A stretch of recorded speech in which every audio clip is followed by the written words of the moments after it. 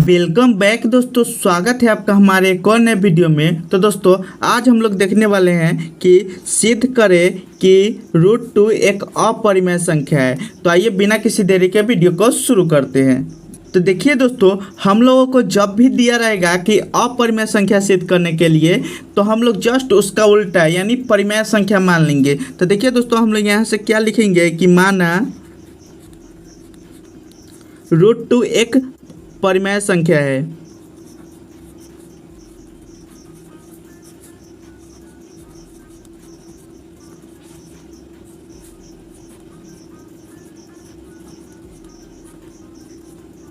तो देखिए दोस्तों, हम लोग मान लिए कि माना √2 एक परिमेय संख्या है। तो देखिए दोस्तों, परिमेय संख्या को हम लोग क्या p/q के फॉर्म में लिखते हैं। तो हम लोग यहाँ पे p/q लिख दिए। तो ये जो p/q के फॉर्म में होता है कुछ कंडीशन के साथ होता है। क्या होता है वो कंडीशन कि जहाँ pq पूर्णांक हो, pq पूर्णांक हो एवं उसका HCF यानी P तथा Q का HCF किसके बराबर हो, 1 के, तथा Q जो है वो 0 के बराबर नहीं हो। तो देखिए दोस्तों, ये क्या कहना चाह रहा है कि जो मतलब ये जो हम माने कि √2 एक परिमेय संख्या है। तो देखिए दोस्तों, परिमेय संख्या को हम p/q के फॉर्म में लिखते हैं और p/q के फॉर्म में लिखते हैं तो जब p/q के फॉर्म में होता है तो कुछ कंडीशन के साथ होता है। कंडीशन क्या होता है उसका कि उसका जो pq है वो पूर्णांक है तथा pq एक सहभाज्य संख्या है। वह सहभाज्य संख्या मतलब उसका HCF जो होगा वो हमारा 1 के बराबर होगा तथा q does not equal to 0। ये जो हमारा q है वो हमारा 0 के बराबर नहीं होगा। अब देखिए दोस्तों, यहाँ पे आप लोगों को दिख रहा होगा √2 इक्वल टू p/q। तो यहाँ से इसको हम क्रॉस मल्टीप्लिकेशन कर देंगे और यहाँ पे कुछ नहीं है तो हम लोग सिंपल से यहाँ पे 1 दे देंगे। तो जब क्रॉस मल्टीप्लिकेशन करेंगे तो हमारा कितना हो जाएगा, √2q इक्वल टू कितना हो जाएगा, p हो जाएगा। अब देखिए दोस्तों, जब इतना आ गया तो हम लोग इसको दोनों तरफ से वर्ग कर देंगे, दोनों तरफ वर्ग करने पर।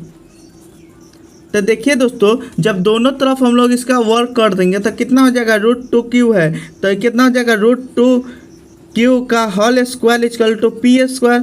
अब देखिए दोस्तों, यहाँ से आप लोगों को दिख रहा होगा √2q का होल स्क्वायर है। तो जब इसको हम लोग स्क्वायर ब्रेक करेंगे तो हमारा कितना हो जाएगा, √2 इंटू √2 यानी हो जाएगा हमारा 2q² इक्वल टू p²। ये हमारा क्या हो गया, समीकरण फर्स्ट हो गया। अब देखिए दोस्तों, यहाँ पे दिख रहा होगा कि अगर हम लोग इसको ये जो 2 है इसको हम इस तरफ ले जाते हैं तो हमारा बट्टा में हो जाएगा। अगर यहाँ पे p के स्थान पर हम लोग यानी 2 लिखते हैं, मान लो p इक्वल टू 2, तो यहाँ पे p इक्वल टू 2 लिखे तो हमारा कितना p² कितना हो जाएगा, 4 हो जाएगा। अब बटे ई वाला 2 हम नीचे ले आएंगे तो कितना हो जाएगा, 2 मरते कट जाएगा। मतलब मेरे कहने का क्या मतलब है कि ये जो 2 है वो p² को विभाजित कर रहा है। विभाजित मतलब इसके स्थान पर हम लोग संख्या रखेंगे तो हमारा कट जाएगा। तो हम लोग यहाँ से लिख देंगे चूँकि 2 जो है वो p² को विभाजित कर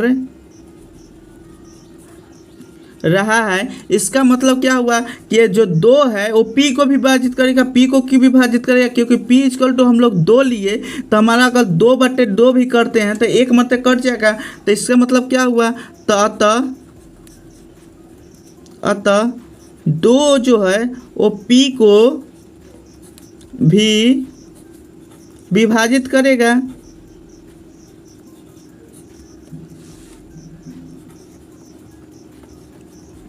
अब देखिए दोस्तों, हम लोग p इक्वल टू 2r मान लेंगे। क्या करेंगे, मान लेंगे। क्यों मान लेंगे, क्योंकि दोस्तों ये नियम है कि जब भी हम लोग यहाँ पे अगर 2 ही क्यों की माने, आप लोगों का प्रश्न होना चाहिए। तो देखिए दोस्तों, यहाँ पे अगर हमको अगर √3 प्रमाणित करना रहता है, यानी √3 को हम लोग सिद्ध कर रहे होते हैं तो हम लोग 3R लिखते। √5 होता है तो हम लोग 5R लिखते। √7 होता है तो हम लोग 7R लिखते। यानी जितना जिसको सिद्ध करना रहेगा हम लोग उतना R लिखेंगे। अब आपका क्वेश्चन हो जाए कि ये R क्या है, तो देखिए दोस्तों ये जो R है हमारा कोई पूर्णांक है, जहाँ R कोई पूर्णांक है। अब देखिए दोस्तों ये जो हमारा R है वो हमारा कोई पूर्णांक है, तो हम लोग यहाँ से क्या लिख सकते हैं, समीकरण 1 से। अब देखिए दोस्तों समीकरण 1 हम लोग क्या माने थे कि 2q² = p², तो यहाँ से लिख देंगे 2q² = p²।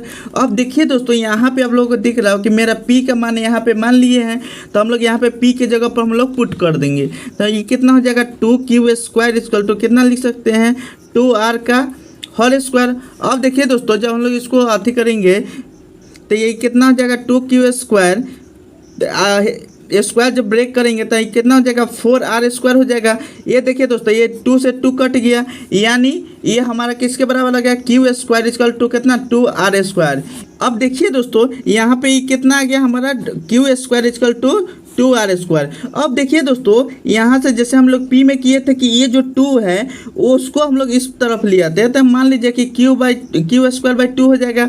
अब मान लीजिए कि हम q के स्थान पर हम लोग यहाँ पे लेट से 2 रख देते हैं, जस्ट समझाने के लिए है, लेट से 2 रख देते हैं, तो q देखिए दोस्तों q हम लोग 2 लिए हैं, तो देखिए दोस्तों 2 दूनी कितना 4/2, यानी 2 मरते कट जाएगा, तो हमारा कितना, इसका मतलब क्या हुआ जो 2 जो है वो q² से विभाजित कर रहा है। अब देखिए दोस्तों यहाँ पे एक और चीज़ देखिए कि यहाँ पे 2 अगर 2 भी रखते हैं q = 2 तो 2/2 एक मरते कट जा रहा है, यानी इसका क्या मतलब हुआ कि q को विभाजित कर रहा है, तो हम लोग सिंपल से यहाँ पे लिख देंगे कि ये जो 2 है चूँकि 2 वो q² को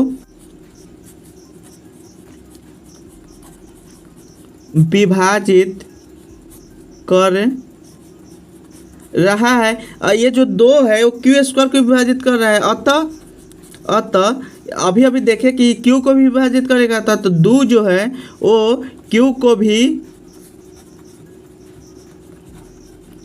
विभाजित करेगा, ये जो 2 है वो q को भी विभाजित करेगा। तब हम लोग सिंपल से यहाँ से क्या करेंगे, देखिए दोस्तों आप लोग देख रहे होंगे कि यहाँ पे जो 2 है वो p² को विभाजित कर रहा था, p को भी विभाजित कर रहा था, और 2 जो है वो q को भी विभाजित कर रहा है। तो हम लोग लिख सकते हैं इस प्रकार p व q दोनों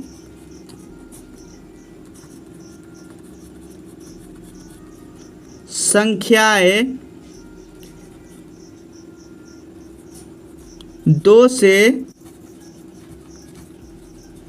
विभाजित है, 2 से विभाजित है, मतलब ये जो p2 है वो p को विभाजित कर रहा है, q को विभाजित कर रहा है। तो इस प्रकार लिखे क्या कि p व q दोनों जो संख्याएं हो वो हमारा 2 से विभाजित है,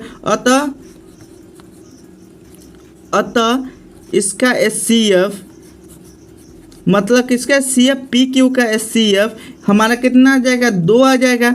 इसका मतलब क्या हुआ कि ये 1 के बराबर नहीं है। अब देखिए दोस्तों जब 1 के बराबर हमारा नहीं है, इसका मतलब हम लोग क्या लिख सकते हैं कि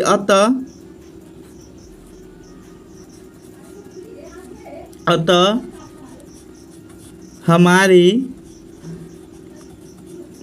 मान्यता के विपरीत है। क्या लिख दिया कि अतः ये जो है वो हमारी मान्यता के विपरीत है, इसीलिए √2 एक परिमेय संख्या नहीं है। तो जब परिमेय संख्या नहीं है तो हमारा क्या हो जाएगा, अतः √2 एक